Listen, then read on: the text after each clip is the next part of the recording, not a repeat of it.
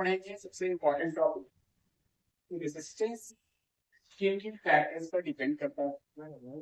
तो factors affecting the resistance of the conductor, चार factors हैं जिनका रेजिस्टेंस किसी भी मटेरियल का किसी भी कंडक्टर का डिपेंड करता है। पहला फैक्टर है लेंथ ऑफ द कंडक्टर।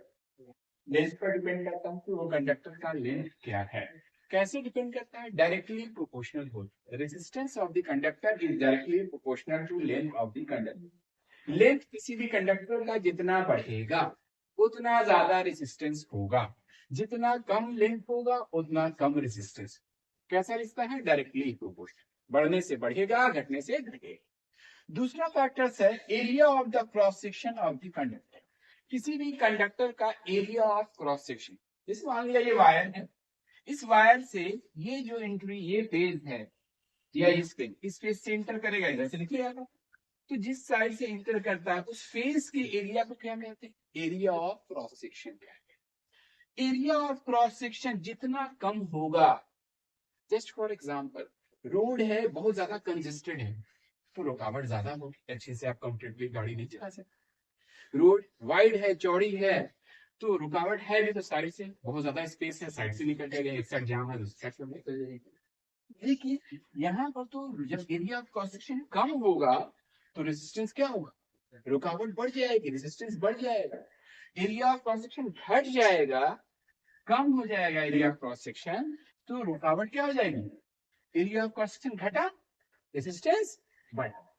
ठीक है, एरिया घटा, रेजिस्टेंस बढ़ा, एरिया बढ़ेगा, रेजिस्टेंस घटेगा, उल्टा हो रहा। तो ये रिश्ता क्या कहलाता है? ये रिश्ता कहलाता है इन्वर्सली प्रोपोर्शनल। एक के बढ़ने से दूसरा घटे या एक के घटने से दूसरा बढ़े। तो resistance of the conductor is inversely proportional to area of cross section. Clear है? एरिया जितना हम बढ़ाएंगे उतना ज्यादा है ना, उतना रेजिस्टेंस घटेगा। एरिया हम घटाएंगे, रेजिस्टेंस बढ़ेगा। ये दो फैक्टर समझ में आया। तीसरा फैक्टर है टेम्परेचर। टेम्परेचर कंडक्टर में जितना ज्यादा हम टेम्परेचर बढ़ाएंगे, इसमें दो केस आता है बेटा। एक होता है प्योर मेटल का केस।